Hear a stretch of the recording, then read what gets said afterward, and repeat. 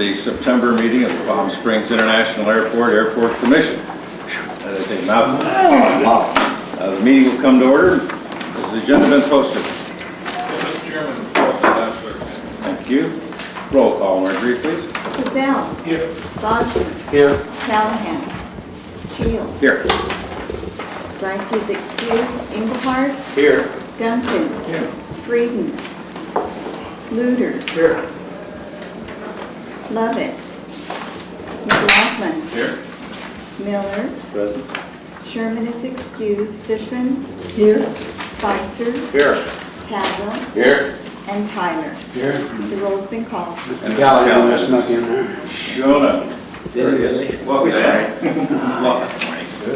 Thank you, Marjorie. We do have a quorum, and we can continue. You can pass that down to Damon, so he's all official.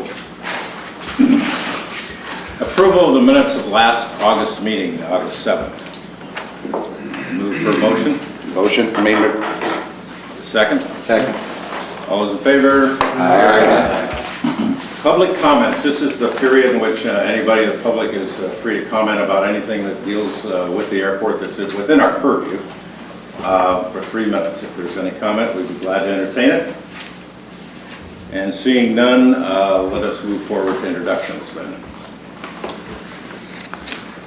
We all look like the old same people. Huh? No introductions. Hey, Mike, how are you? Let's move on to the action business items then, Mr. Director. Thank you, Mr. Chairman. Good morning, members of the commission. We have a bunch of stuff on here today, and we'll try to get through them as quickly as possible. You should have received a revised agenda that added an item concerning an update on basically on the noise contours from the Coughlin study, and then some discussion about its impact on the regional jet. And what I want to do is pass around to you, and I apologize for the quality of these copies, but I think we'll be able to make them work for what we need.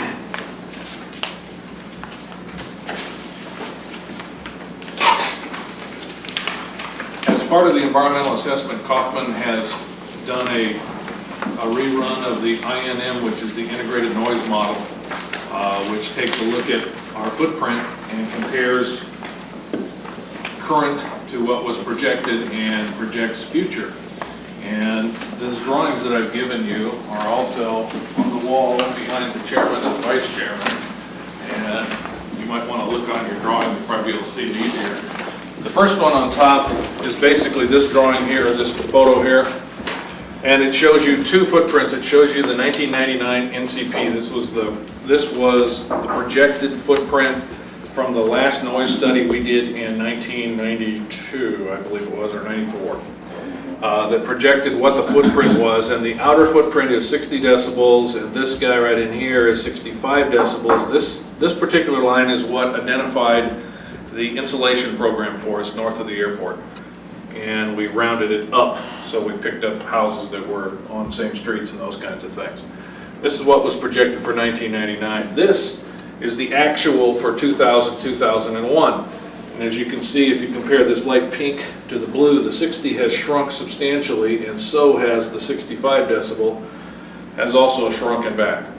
And that's primarily not from lower numbers of flights, but it's primarily from quieter aircraft. The last of the 727s were completely out of the market, and we were operating with much quieter aircraft. The second drawing that you have in there, it's a little harder for you to see, is this one. We currently have an operating agreement with our airlines that run out in June of 2004. In that agreement, there is an operating restriction that says if you fly a jet, you can't operate out of here earlier than 7 in the morning or later than 10 o'clock at night with scheduled departures. It's commercial aircraft only. When that agreement expires, so will the operating restriction. Federal law will prohibit us from having an operating restriction, and the only reason we've been able to get away with one as long as we have is the airlines were willing to have it in the agreement.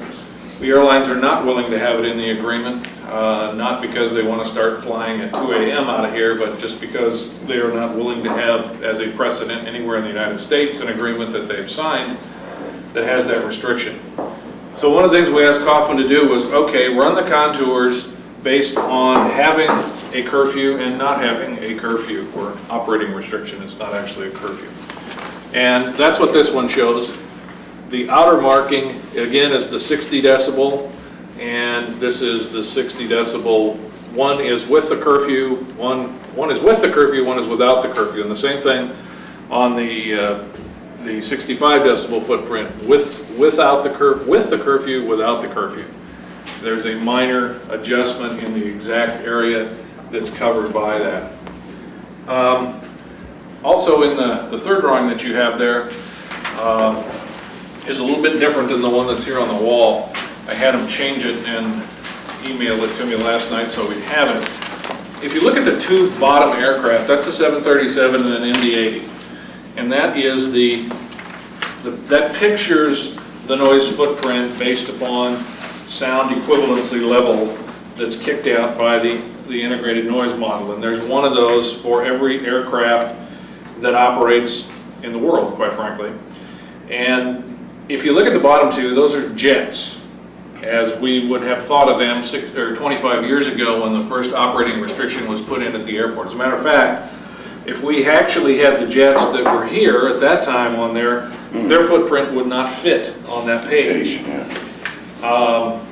So that's how much quieter things have gotten. Now the top aircraft is a Beech 1900, which is a turboprop aircraft, 19-seat, that could operate in and out of here, and as a matter of fact has operated in and out of here. You can see the footprint on it. And then the aircraft right below it is the regional jet. And as you can see, it is quieter than the turboprop that is allowed to operate out of here. And currently, under our existing restrictions, the regional jet is not allowed to operate out of here. Why is that? Well, because it's a jet. Now, You're speaking of night, we're talking about before 7 a.m. or after Right. 10 o'clock at night. Now, one of the things that has happened recently, I'm sure you all saw some press releases here in the last couple of weeks about added activity at the airport. One of those, the United activity, which was the 3 flights a day to Denver, United Express with the regional jet. We put out our press release. They said they weren't going to put out theirs because they're having some labor problems, and it was part of their agreement not to do it.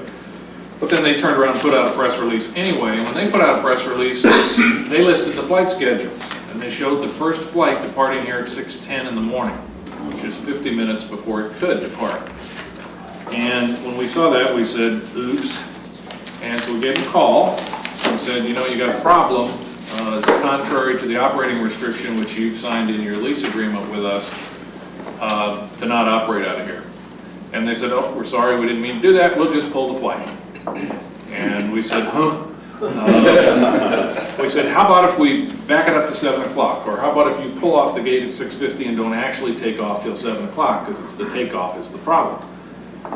And they said, well, we'd like to do that. However, United is doing the same thing that all the major airlines are doing right now, and they're adjusting their major hubs and the banks in those hubs, and they're actually spreading them out to where they can eliminate one bank so that they can cut capacity out of the system and operate a little bit more efficiently to save money. Well, by pushing the banks out, that means that in order to get to Denver from here, you have to leave at an earlier period of time in order to hit that first bank. If they don't hit that first bank, it doesn't make sense to have a flight here, so the flight won't be here unless we find a way to have it here. The reason I have this on your agenda is we're going to ask the council that they ratify an interpretation that I'm going to make about the agreement, and that interpretation will be that the regional jet is new technology that did not exist at the time that we were implementing an operating restriction, and an unintended consequence of that operating restriction is now disallowing a quieter aircraft to operate at our airport than other aircraft that operate here, which could be shown as discriminatory if somebody wanted to bring that charge against us. And that we should allow the regional jet to operate out of here at a window starting at 6 in the morning to 11 until such time as the operating restriction goes away completely.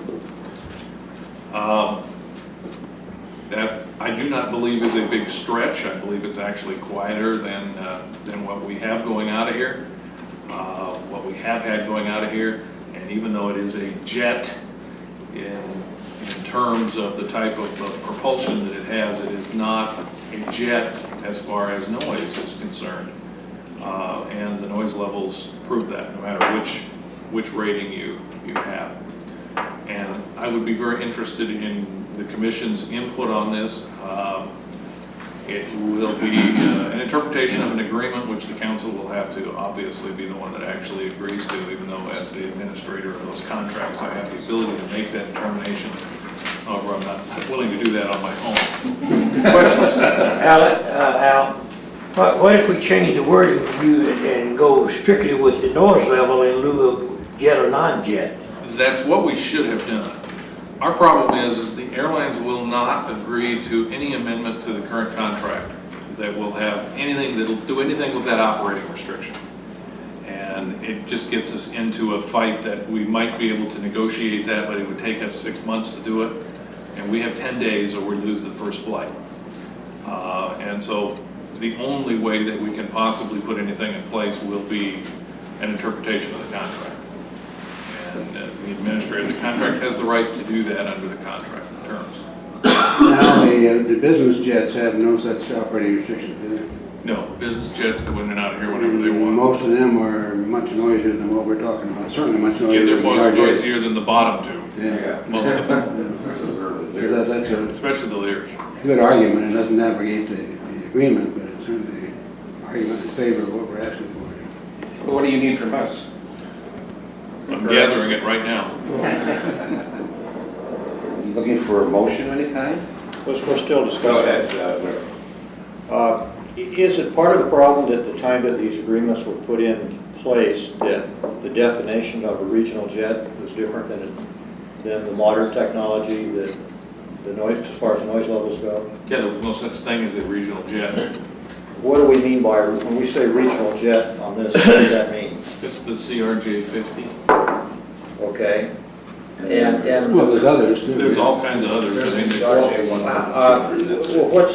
how is it that we're hung up on the agreement, or what was in mind at the time of the current agreement, which needs to be reinterpreted?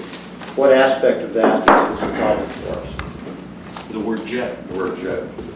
So we have At the time, jet was a big, nasty, noisy thing when it was, and there were no Okay. numerical numbers placed with that. I mean, if we just said a LMAX, which is the noise level at 1,000 feet above ground for an aircraft, the MD-80 I think is 98, the 737 is 109, and the RJ is 80, and the Beech is 84. If we'd have set something at 90 or less at the time, we'd have been fine. However, they didn't do that. At the time, it was easier just to say, because there was no quiet jets. They were all noisy. So the technology at the time, they just said jet. And it did distinguish between turbo jets or fan jets, or any of the differences that we have in service now. So your thought is then to make the point of interpretation that the specific equipment that's being proposed to be operated is quieter than was contemplated under the existing agreement, and that in effect it needs an exemption. That's correct. Okay. Gary? If we do modify this agreement, we're not affecting just one operation. It could possibly open the door for several others. Aren't It these will. contours based on CNELs that are a time factor as well, frequency of flights during a certain period of time, and it might affect the contours in the long run? Well, I think if you look at the bigger drawing there that you have, what it would do to the contour is it would make it, theoretically, would be the bigger contour of the two, which is still substantially smaller than the contour that is here today. Okay, this bigger contour, that's this one right here, right?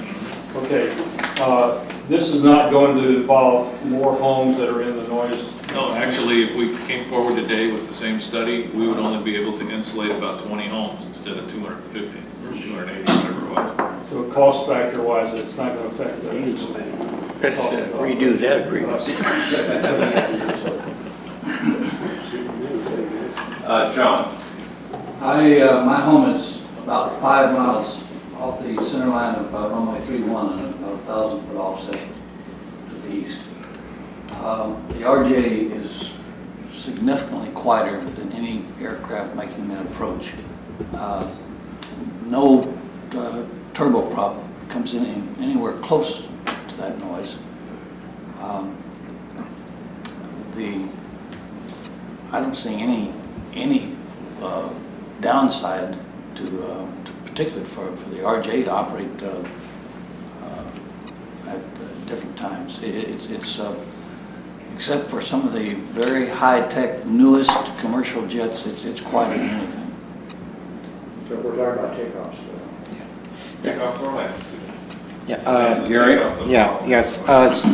I have a suggestion. First, I assume the original agreement never had an actual definition inserted for the word jet. No, it did not. Well, maybe the easiest way would be insert a definition for the word jet, meaning, and having it that, you know, the dBA and all that other stuff in there, decibels, so that you don't change the agreement proper itself, but you just insert a definition for the word jet. I think we may try to do that through this interpretation. If we That's what I'm try to- saying. If we You try just- to do it specifically with an amendment, though, we won't get anywhere. Yeah. Because the airlines won't talk with us. I But no, I think it's a great point. I was just ready to make a sense of the commission recommendation. Good. Well, is there any, Mike, did you have something you I wanted to just add? want to make sure I got it clear. We've got two issues here. The primary objective is for you is to try to get an interpretation, not an amendment or not a change to the existing contract. That's correct. The reason they don't want to change that is precedent, I It's presume? precedent setting.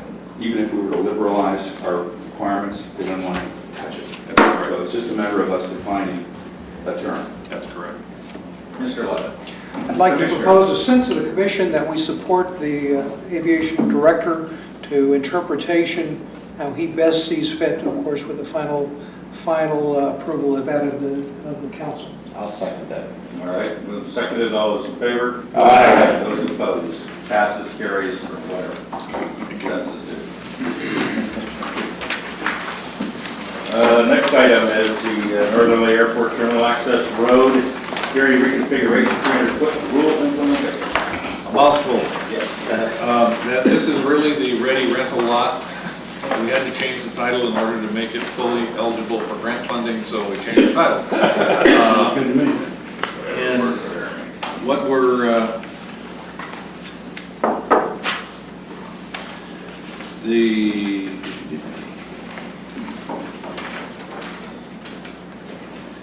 what am I doing first? 300-foot roof. Okay, yes, I got two of them here, and I should have a third one also. This was put out for you before we actually had the bids. We received two bids, one from Medich and one from Granite. Medich was $1,627,627, and Granite was $2,100,000. So Medich was the low. Our pre-bid estimate was somewhere around $1,400,000, $1,450,000. So it's a little bit higher. One of the things that we really didn't build into our estimate, though, was the fact that we're only allowing 75 days for this project to get done, which is going to be a real push because of some long lead items on the electrical side of this. And so that's part of the cost that's built in there. In any event, we are recommending that you recommend council approval of an award of the contract.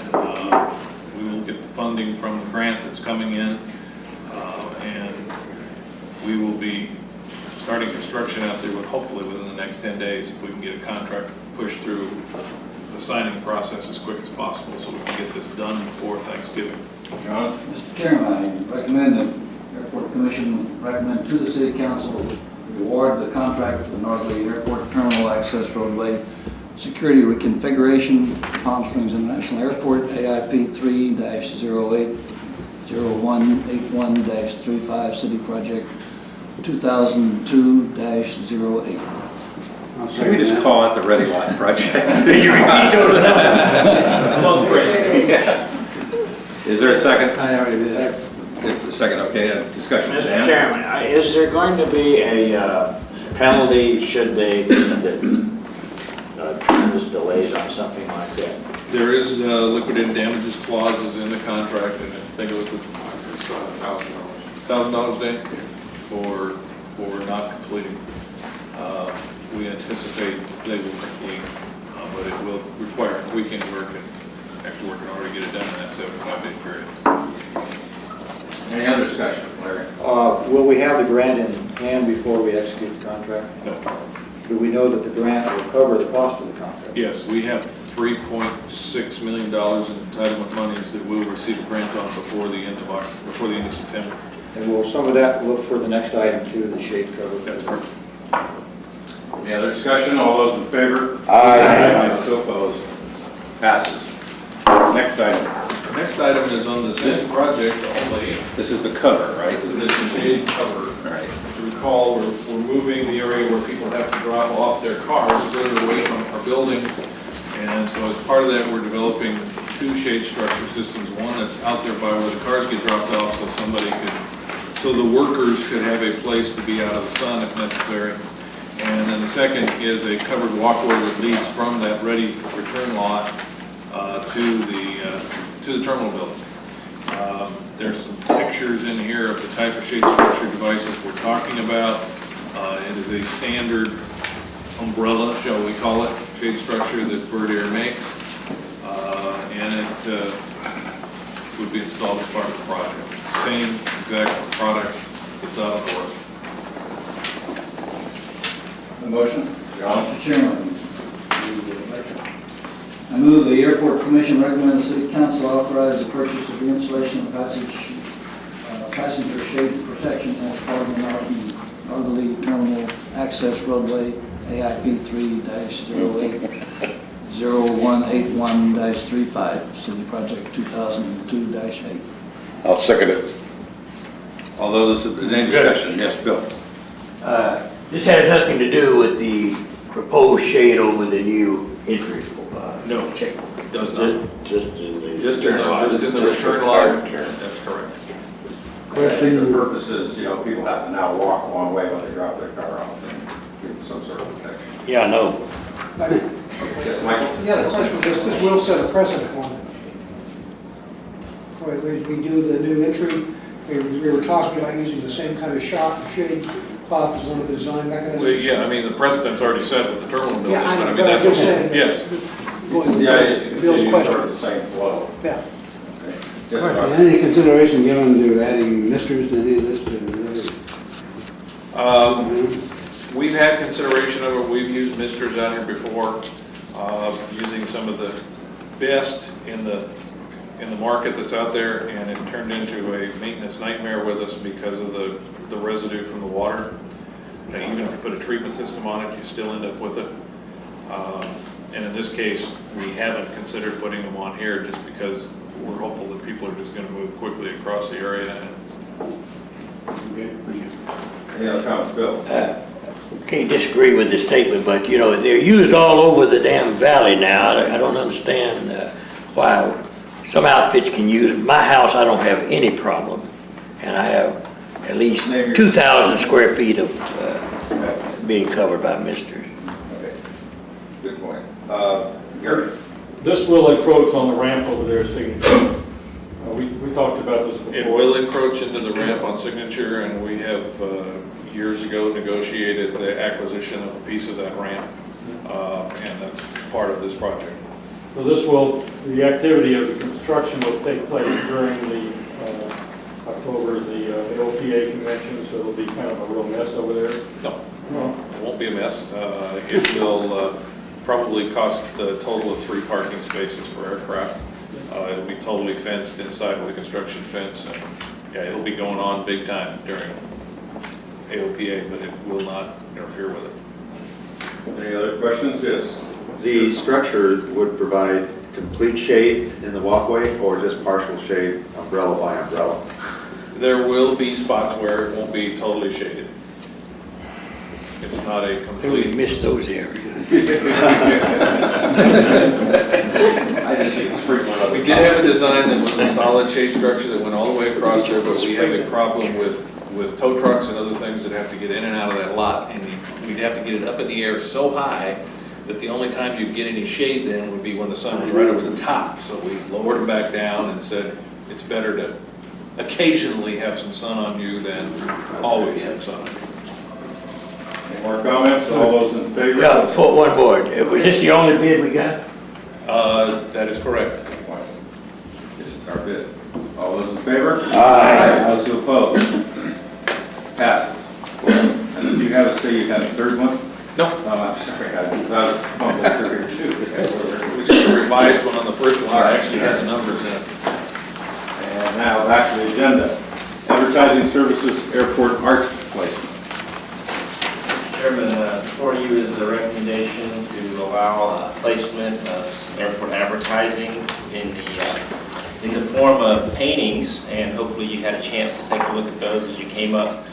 They're much more better visible from the center lobby than they are right up on the top of them. But been working with Frank Jones, who is here in the audience with us, and we've been trying to get a lot of local participation. We have with these two artists, and it's a trial period that we're hoping to put in place for 6 months. These paintings are for sale, and their value, as you can see, ranges between $15,000 and $25,000. And if they do sell, then we get a pretty large size commission out of that, and that's the intent. And we're asking that you concur, or if you disagree with the way they look, we'll be glad to remove them. Okay, just let me ask you a quick question. At one time we were talking about putting something using the railing as the top of the artwork, and then it hung over the railing.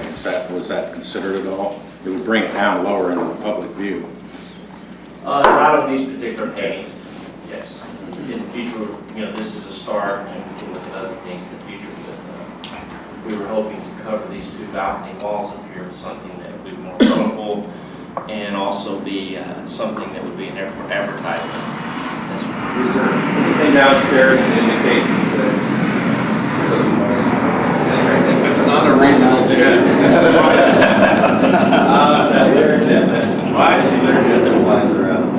Is there anything to downstairs, will there be anything downstairs to indicate that this is a Jones and it's also available for purchase or something? Yes, we will have information that will be available at the ground transportation desk, and also in our brochure rack. Okay. I think Frank may have some other items that he's going to add to that as well. Frank, did you want to speak to this at all, or? Only if you have any questions. All right, we'll let you field some of them. Go ahead, Michael. Yeah, the question regards to the Arts Commission, have their input been on this? Their Arts Commission has not had input on this because we consider this as part of the airport advertising contract, as these paintings are for sale and it's not public art.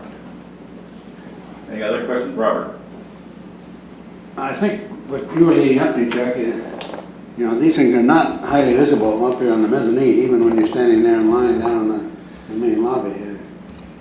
It's hard for me to imagine anybody looking at them with enough interest to climb up the stairs and take another look at them and buy them where they're currently hung. I don't know if there's a better place or not. They do cover up the grungy walls, but That's Al's door. Well, I'll just toss in my little piece of information about it too. When the original plan was done for the building, the plan did show that there'd be two large murals hung on those two walls as art. It was contemplated that we would purchase some art and put it there. However, we were not in a position to purchase it, so this was an opportunity to actually fill those spots with some large hanging art.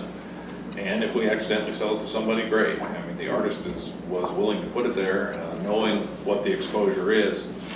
And it does look better than the blank wall we had, for sure. I don't want a meeting to go by without my soapbox. You think we will ever make a decision before the fact? Aren't these already hung? You noticed that, you noticed that. And the reason that we hung them is that you'd have an opportunity to do that. And the So condition you make was a that they decision. would take them down. They were hung yesterday afternoon, and the condition was they would come down if the commission did not like them. And if you don't want them, we'll take them down. What if you haven't seen them yet? We'll go look for Give it. it We'll take a break. 3 minutes. Bill, I thought you were going to ask if they're local artists. Are there any other comments? Then let's have a sense of the commission on this, or motion, I guess. Is I'll give you the motion. Okay. Let 'em do it. Second. I'll second it. I don't expect any great returns, but that's. Neither do I. All right, any more discussion? All those in favor? Aye. Those who would oppose, passes, carries. You're my kind of guy. Okay, the volunteer program. Yes, Mr. Chairman and members of the commission. Barry and I and another individual have been working on the concept of a volunteer program at the airport, this being a different volunteer program than the ones that are the RSVP folks that are here right now that occupy a seat down at our ground transportation desk. One of the things that several successful airports have discovered as all of this new security is being implemented on the traveling public is the one thing that helps folks tolerate the confusion is keeping the confusion to a limited amount of confusion, and by providing information to the traveling public. They're willing to wait as long as they know what is expected of them and what's happening. And one airport in particular, San Diego, has had a really successful program with a volunteer program where they have folks that during the busy times of the day, they are physically amongst the passengers in the check line, in the screening line, as well as the area down where the ticket counters are, to just help folks find their way. This is not meant to carry their luggage for them or get tipped for being nice or whatever. This is to be down there as a volunteer to just help people figure out which line they belong in and answer questions. And we would like very much to put together a program that would roll out in November, where we would be able to have 3 to 5 individuals on during the busiest times of the day to help folks go through the terminal and find their way through here. We would uniform them, train them, and have them as a cadre of volunteers to help us. Immediately after 9/11, we received an awful lot of letters and contacts from people who are willing to volunteer to help us do things, and we're hoping that those folks will still be there. In order to lead this thing off, we've been working with the former commissioner, hiding out in the audience there somewhere, Herb Franson, and Herb has consented to kind of be the leader of the volunteer crew to help organize it and help do that with Barry, and they'll pull this program together. Barry's going to go to San Diego next week on Monday to actually talk to the people that put the thing together and look at their, all of the programs as to how the volunteers are trained and the paperwork they do and all that kind of stuff. So we put together something that's pretty solid. Barry, Herb, you want to say anything? Well, happy to do it, and enjoyed having a meeting with Barry earlier this week. We're ready to roll. Looking forward to getting volunteers. Al, not only do I support this very much, but I'll be more than happy to help her. Great. That's what I was going to say is we're looking for volunteers, so if any of you are interested. Robert. I assume there'll be some modest cost involved in the uniforming and training Yes. portion of this. Is that I don't recall that being budgeted, since we didn't anticipate this. We could do like the Bob Hope class, and we pay for your own. Yeah. Well, I think Go. Yeah, I can't believe you said that, Bill. Strike that from the record. Well, the kind of uniforms we're talking about is we're talking about some kind of a vest that they would wear that would indicate that they're a volunteer, and not like we're going to totally uniform them. That type of thing. We do have enough money within the budget, within our public relations accounts and other kinds of things like that, that we can uniform these folks and provide the training and those kinds of things. So it's a modest cost, and we'll be able to cover it without any trouble. Take it out of the smashing airport commission budget. I know that the Phoenix at their Sky Harbor does this, as a friend of mine does it. And their uniform consists of a T-shirt that says Sky Harbor. It's been very successful, not only in helping people find where they're going, there's a little larger airport that we have, but it's been very, very successful. I'm in favor of it. I'll give you a hand, Herb. It calms people down when somebody there's a human rather than a sign in a long line. It does make a difference. Like petting a dog. Yeah, I guess. Any other comments? Yes, Helen? Yes.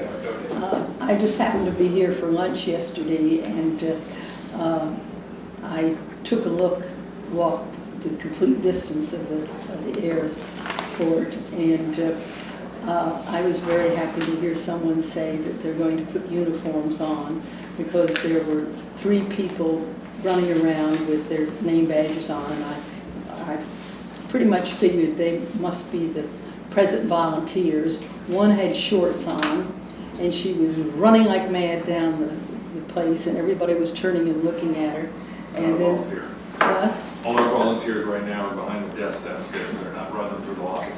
That must have been a regular employee of some sort. I think they should, whatever, they should have some sort of uniforms on them. Then there was another one at the gate for people who were going in, and she had, it looked more like a long dress than slacks. Yeah, And once we get the checkpoint federalized, that'll look a lot different down there. well, I certainly hope so. Any other comments? We don't really need a motion, or do you want a motion? Yeah, we'd like a motion. All right, those of you who'd like to make a motion, just put your hand right up. Michael, and the second from Robert. Those in favor? Aye. Opposed? Carries. All right. 9/11 plaque.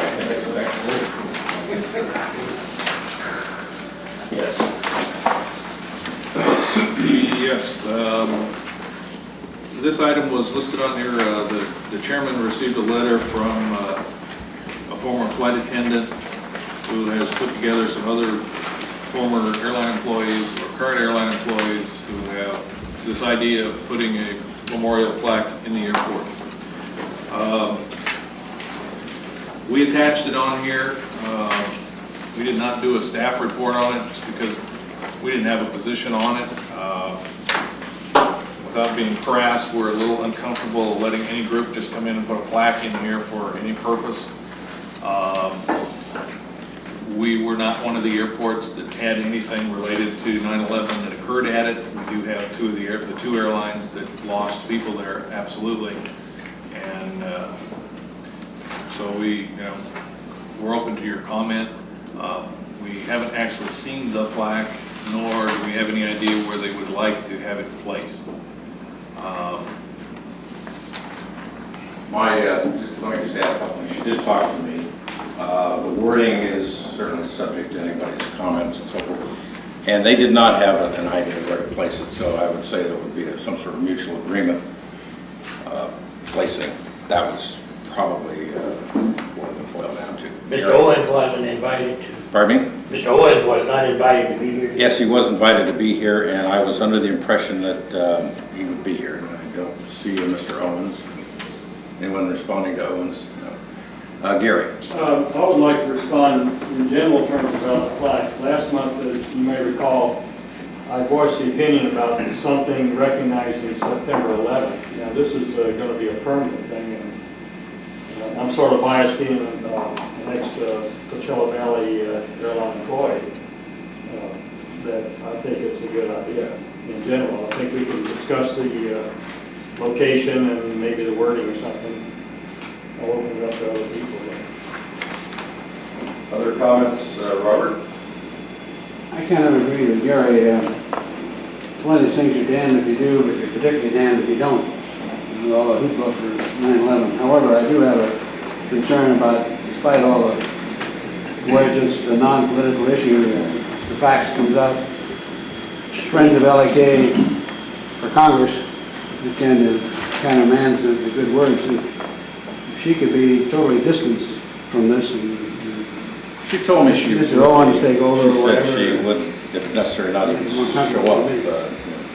I think she truly feels that this is a separate issue. It's probably hard for any Should have different pre-elected person not to. Couldn't she fax, sent this without Congress? Yeah, well, that would be my question too. I think, I don't know. We have a great friend in Congress. Yeah, I don't, it bothers me. Well, but I don't think that's particularly the issue. And I'm sure if we said, don't come, she would not come. She feels rather, to me, she felt very strong about it. Why don't we wait till after the election? Well, it's gonna, It'll be months. By the time this will have to go to city council anyway. Go ahead, John. I would take the alternate view here. I've heard and read just recently about some movement to make 9/11 a national holiday. I know this next week there's going to be just a plethora of things on the media, and things like this and the national holiday I'm opposed to, because that just sets into concrete the damage that the terrorists did to our country and acknowledges it. We had a terrible thing happen on the 7th of December 1941. We did not memorialize that. We called it a day of infamy and left it there. And I feel we should leave this more or less the same way. It's a day of infamy. We should recognize it as such, but not set up memorials to it. I agree. Michael? Chuck, I think we need to have a staff action, let the staff go through it, we don't have the staff input, and then just bring it back up at the next meeting or so. Okay. And what would you like to see in that staff? I just like any other action we give, because the staff hasn't had a chance to make an opinion on it and talk to the players that are there. I just don't know what the precedents are. I mean, we went through this before. We talked about naming terminals and where that precedent, because this is a great idea in some case, but could lead us in the wrong direction, because every other plot would be out here. Just why don't we have one for every police stall, or I don't know, different areas. But I'm saying that this leads another way. I just don't know where all of the directions lie. Larry? I'd like to take another view of this. I think having a plaque like this, maybe not this precise wording, taps into a public emotion right now. As John pointed out, there will be many events. This is an airport. This has carriers whose personnel, some of whom were lost during the 9/11 event. I think it's entirely appropriate to do this. If there's a dedication of it, I think it wouldn't be appropriate to have the person running for Congress be there, have her picture taken with it. And just for a point of information, there is a Pearl Harbor memorial, is there not? What's the ship that's up there? The Arizona. Now that is a day of infamy, and that was a terrorist action, certainly. We do have a memorial for those folks. It was a terrorist act. At the site, that's true, at the site. Anyway, that's my thought. Gary? In terms of wording, you might, for example, honor our fallen co-workers, and then you can also add in passengers, and delete the line that's lost their lives in the line of duty. In other words, it would be something that it would be paid for by the aviation workers. It says here, obviously it's we, the aviation workers, but you could also have it dedicated to passengers as well, and it would be something that the airport would then stand behind. In other words, if you wanted to leave it like it was saying here, co-workers, then why don't they put it down in United's operations room or something like that? So in other words, if it's going to be before the public, I think it ought to say something about the public. There were some local passengers involved, weren't there? Pardon me? You said there were some local passengers involved. Yes. Each one of them. Yeah, I think there was 2 families. Oh, there was? I mean, here again, following on what I said last time, I wanted to do I was suggesting something about September 11th, and this is more permanent than one day next month, but this is right up what I was thinking about. I think it's a great idea. All right, the sense of the commission is then shall we go forward and explore maybe better language and possibly even bring it back with better language, or do you want to go ahead with better language, or do you not want to go ahead? I guess it's three choices. Where? I would not go ahead. Not go ahead. Explore. Explore. Not. I like Michael's suggestion to have the staff look at it. Okay. In other words, let's explore it, let's change the language, and Gary, would you be in charge of working with staff on that and working with Tommy Owen, I believe? How about somebody else that's anti this? I just cannot accept something that got the treasurer's name for a person running for Congress, that we accept him as part of the... Would you like to help do it? Yes. Okay, great. You guys together? Okay. Both of you, and you two work together and get with the staff and see where it's all at. All right, we'll just take that as without a motion, we'll just take that as where we're going with this.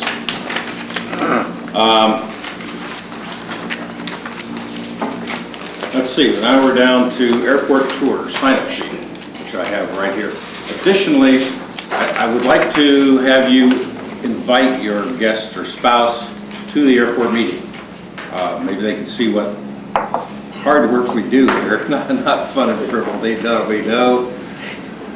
Anyway. Bill, like to behave yourself though. No, we might as well have a full show. Yeah, bring the city council. Yeah, okay. If you would like to invite your guest, I would encourage them to come to the meeting with us.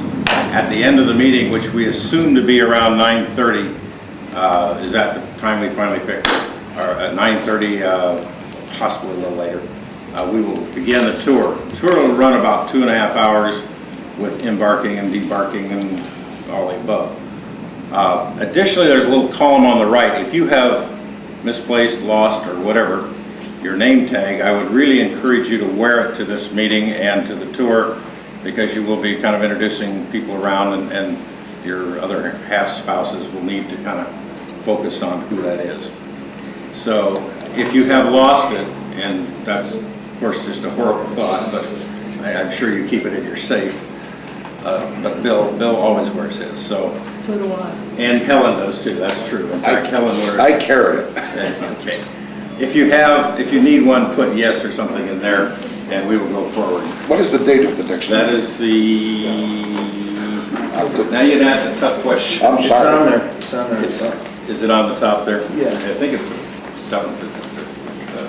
Margie? What's that, I'm sorry? The next meeting, or It'll next be fund the period. Oh, the next meeting, Are you asking what the date was? Yes, that would be the question. September 4th, isn't it? September? We're in September. Oh, I'm sorry. It's October the 2nd. October the 2nd. Everybody in your mind, October the 2nd.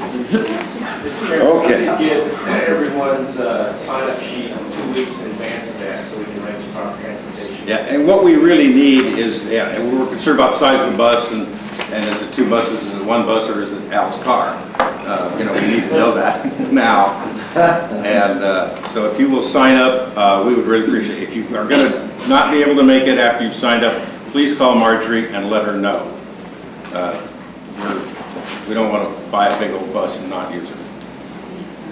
And we're going to meet here. We will meet here after the meeting, but I really do encourage you. At 8 a.m. And bring them here at 8 o'clock. Bring them to the meeting. That's a tough one. Okay. Any other questions about the airport tour? It is a good experience, and I look forward to it because you do learn a lot. And it's a good chance to see some of the things that are going on. Updates. Yes, Mr. Chairman, members of the commission, we, as usual, need to spend a few minutes on security to let you know where we are.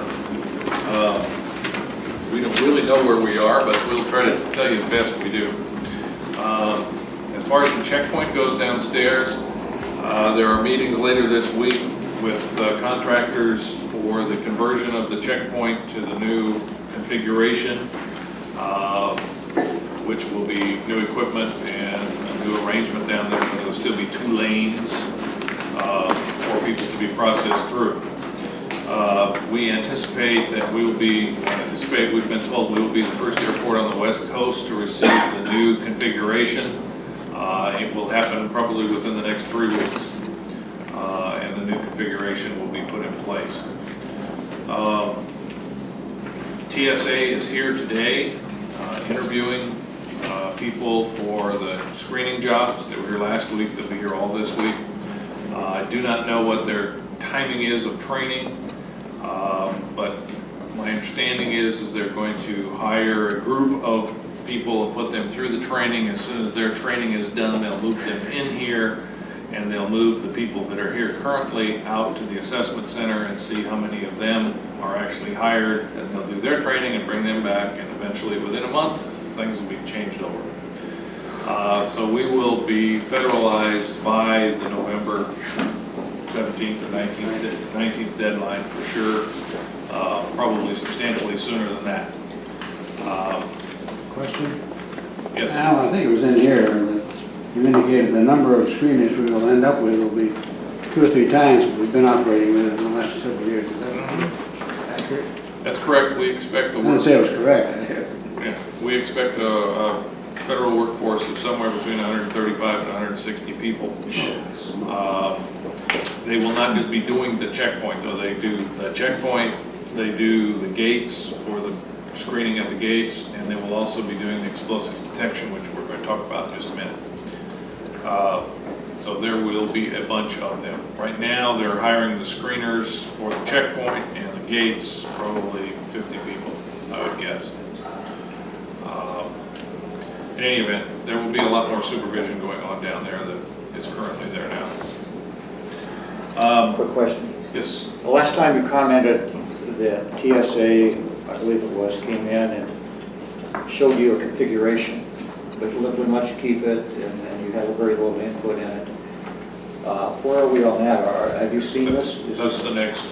The checkpoint we have been involved in, we have seen it, we haven't actually seen the absolute final drawing, but we were satisfied with what we saw when it left. Now, the area we were talking about was the explosive detection. That's a different story. That's the story we need to talk about now. All right. The explosives detection process is going forward. The preferred alternative, according to TSA, was submitted to their home offices last week. It wasn't necessarily our preferred alternative, but it's moving forward. I have a couple of drawings on the wall over there, and they're very hard to see. I apologize. The one that is easiest to see is the one on the far right down here. You can see this little serpentine blue line there, the little blue dashes. That would indicate the stanchion area, right in this general area, where the passenger would normally stand in line and work their way to the ticket counter. The proposal that was submitted to us, these are ETD stations. Each one of those red dots is an ETD machine, and there's 2 tables with each one.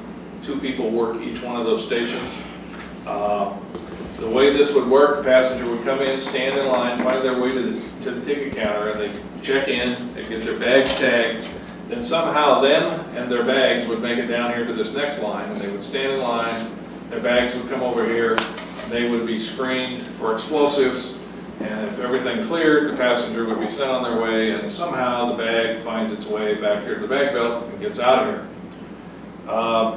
The same thing goes on down in the ticket lobby here in the main part of the building. It's a lot smaller, it's a lot more complicated.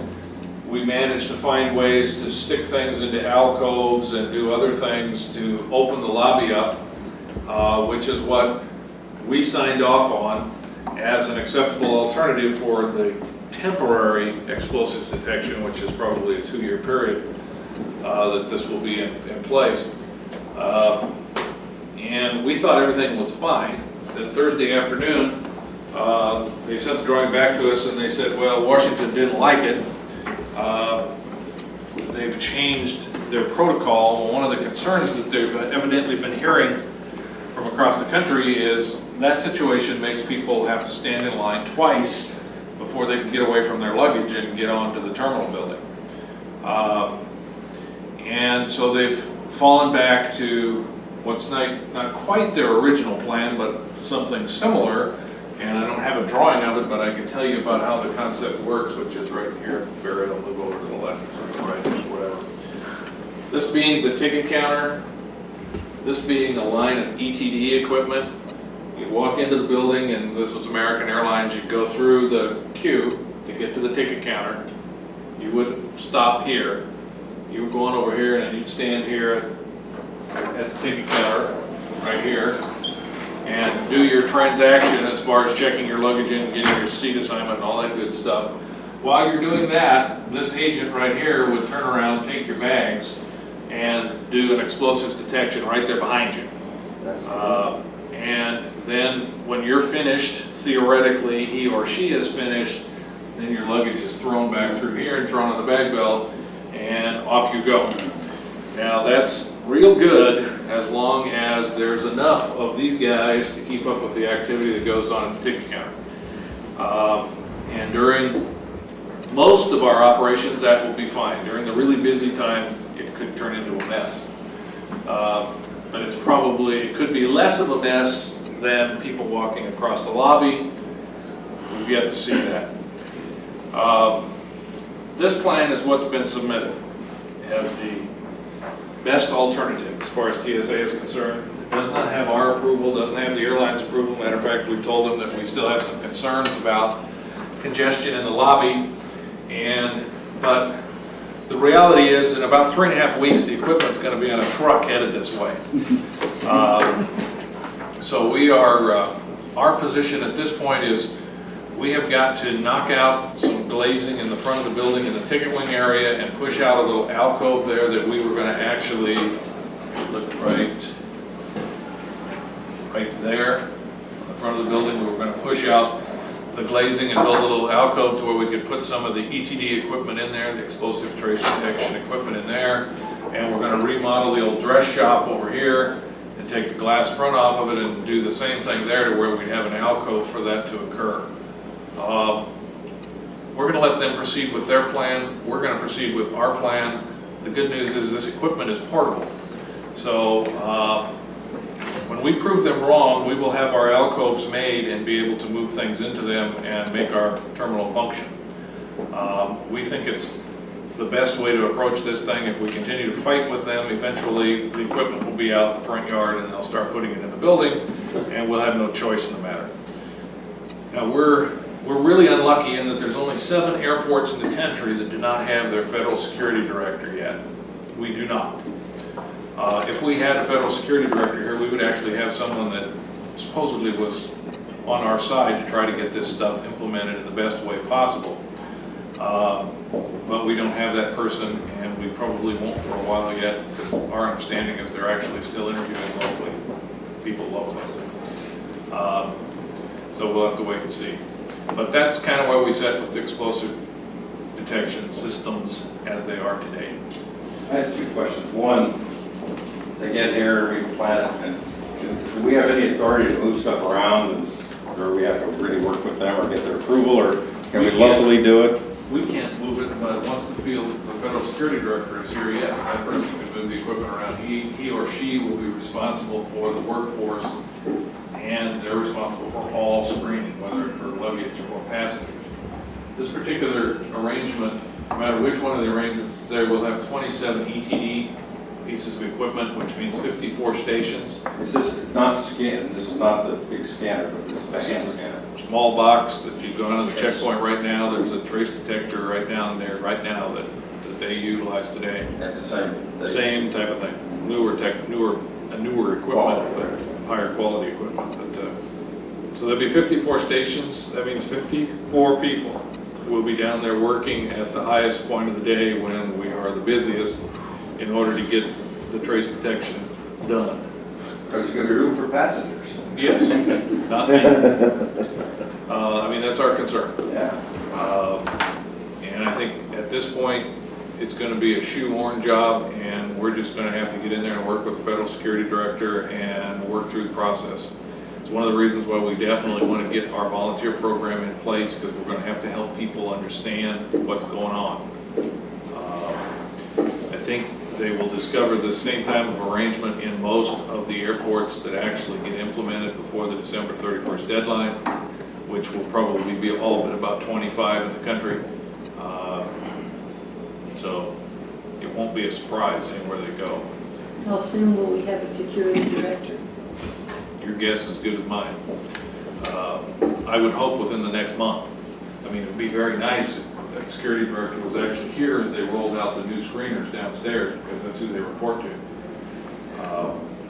But if they don't have someone, they will have a temporary person here as we have right now. But that Then you person- say they're hiring, they're interviewing locally, they're expecting a local person for that job? What they've been trying to do is find people in the same general areas of the airport so they don't have to move people around the country. In a lot of instances, you know, they found former FBI guys or gals or, you know, ATF people or whatever else that were put in charge.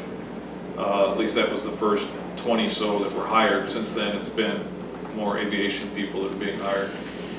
Now, when this thing first came about, I thought the equipment would be very heavy. Now this is a new.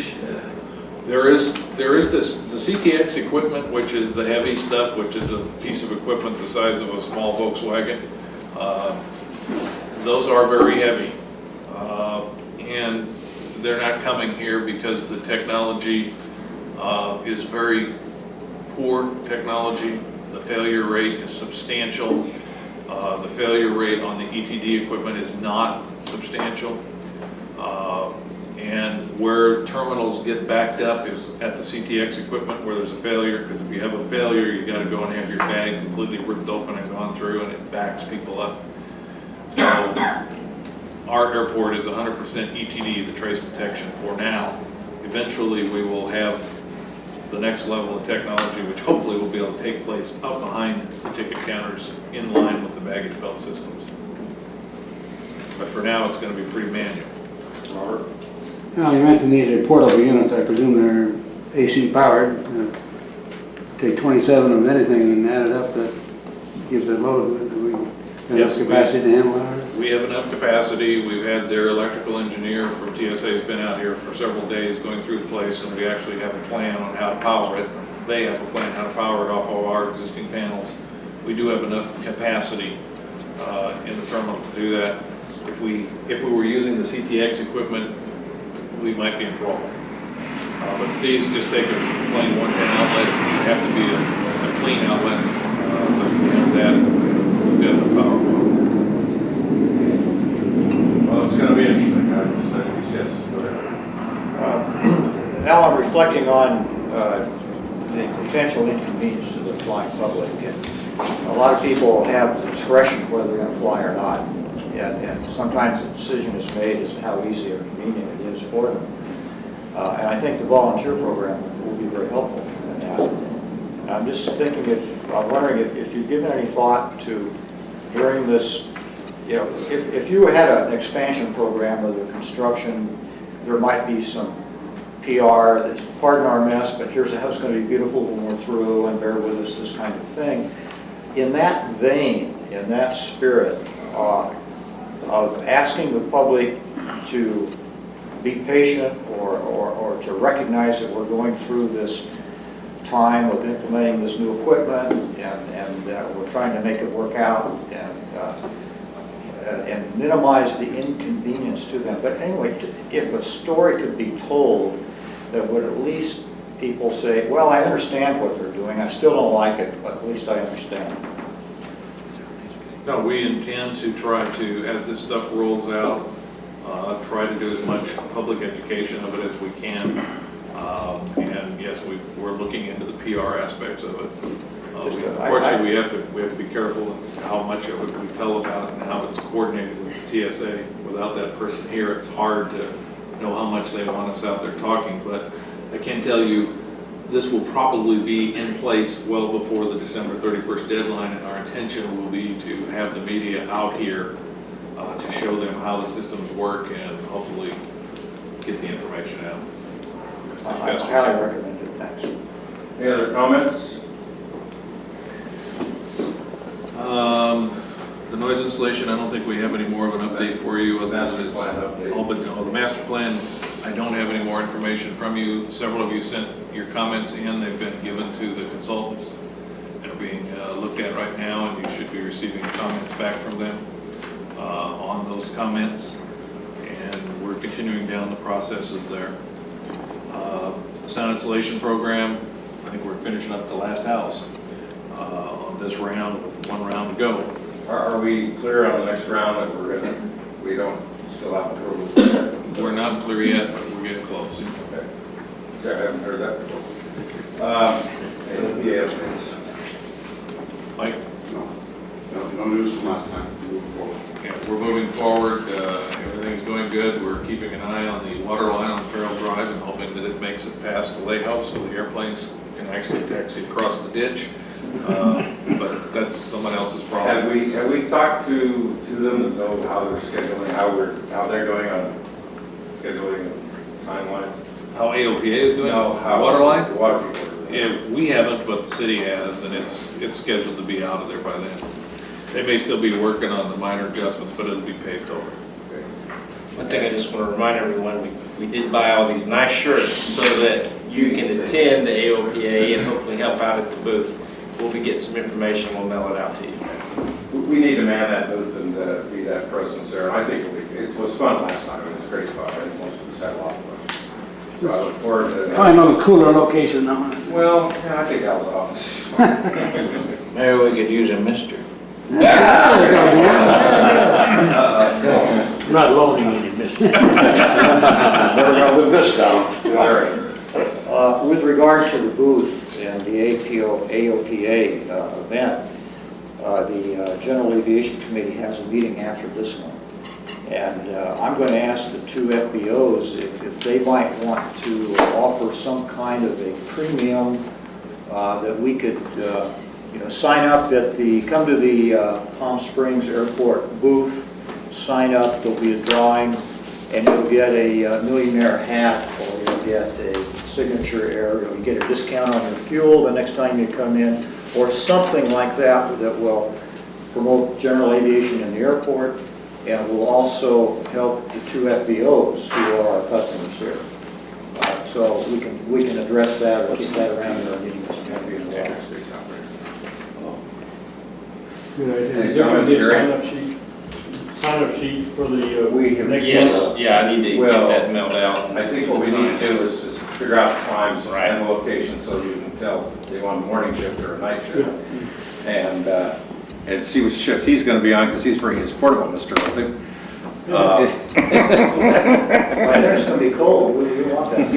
Oh, Lordy. Use hot water then, right? All right. Yes, we will get that mailed out. I think we're a little concerned about what exact operating hours and so forth, which we haven't been able to kind of put together. Other, okay. Added starters. Commission requests and reports. I'd like to go through two things. First, I'd like to thank Richard and Bryant for what has become very evidently a lot of good work. If you read the paper in the last 3 months, it looks like we are twice the size we were a year ago, and that's almost true. There are a lot of flights coming in here, a lot of new airlines, and a lot of airlines that are putting a lot of equipment in here. We do have a lot of seats to fill consequently. But that didn't happen because we told them we were a great airport and that was it. That happened because these guys spent a lot of time with SH&E and worked very hard on it. So I'd like to thank them for that work. It's been really quite gratifying. Additionally, I would add the comment that I want to thank Bryant, who is not here, for speaking at my Rotary Club. As usual, he is well received there and does an excellent job. Other Commissioner I had a footnote to that. Pardon me. There's been a lot more published PR and media, particularly the Desert Sun, and most of what you say is almost accurate. So In fact, I quoted Desert Sun the other day. Now there's a question of accuracy. I agree 100%, but also I'd like to bring out that if we ever think about changing PR, that Commissioner Tyler seems to have a great company working with him. He's in the paper about 80 times. And also heard this morning that he got $1 million discount on his new lot out at the quarry. Whoa. We shouldn't advertise that. In this place, the decimal point by many. He'll have to sell 5 more. Yeah. Go ahead, let's see, Gary, or let's go around the table. Go ahead. Okay, I have two, call it old business, looking over last month's minutes. You made reference to conveyor belt, $148,000 conveyor belt, there's a non-signatory airline signed on. What's the status of that? They haven't signed on. Okay. And budget rent-a-car bankruptcy, they owed us a $47,000 check. We stopped payment on that. What's the status of that? They stopped payment on the check. We never got the check. We're in process with that, like all bankruptcies. We'll follow it and we'll pursue it, and we don't know what the outcome will be. Well, budget has subsequently been purchased by the mother company of Avis, so they're at least somewhat solvent at the moment. Yes. Theoretically. We assume it will get worked out. You're in business still? Oh, they're still in business. Yeah, there's some cars out there. I saw a hand down there, Bert, did you have something? I was just going to mention the Palm Springs Chamber of Commerce is continually putting in articles from our publicists here in-house. Very nice way to keep, It's good to see that. keep it in front of their eyes, reaching about 1,000 firms, and has a lot larger readership with that. Great. Any other, yes, go ahead. My compliments, John. I thought this was a very good report. Yeah. What was the distribution of this? It was given to you and to the council, and it will be given to the news media as they start inundating us in the next few days over September 11th, which we assume they will, so that they can have a complete bit of information, whether they want to use it or not, which they normally don't, since it's news nuggets around here. But, anyway, yes, that's what it was distributed to. Could I get an extra copy from my city council? An extra copy. I can make a copy of your copy. There are no more colored No, copies. okay, well. I'll let them do later that. Follow up on, is our website up and running? Yes. The website should be up and running today. They were transferring the data over to the server to actually make it function today. Soon. Soon. If not today, very soon. Any other commissioner requests and reports? City council actions. I believe we have them published. That should be fine for the record, unless anybody wants to talk about them. And correspondence. They're attached. The one is the letter concerning Ken Sherwin. And the other one is the appreciation letter that was asked for last time in your meeting. Did you send around the colored version? Is it already, or you were already impressed on that? The only thing I noticed about it, I just thought maybe the airport commission ought to be part of that somehow. But Can be. if you're already impressed with it, it's already ready. Can you do it again without a lot of expression? Oh yeah, we haven't done anything with it. Well, I saw it, Mark did a color copy, I just wanted to. Or did we do something with it already? Oh. It's already done, actually. On behalf of the Palm Springs International Airport. Any other correspondence? Staff requests and reports. That I know of. Okay. That means we can adjourn until next October 2nd. See you at 8 o'clock, October 2nd, with a tour behind. Okay. Thank you.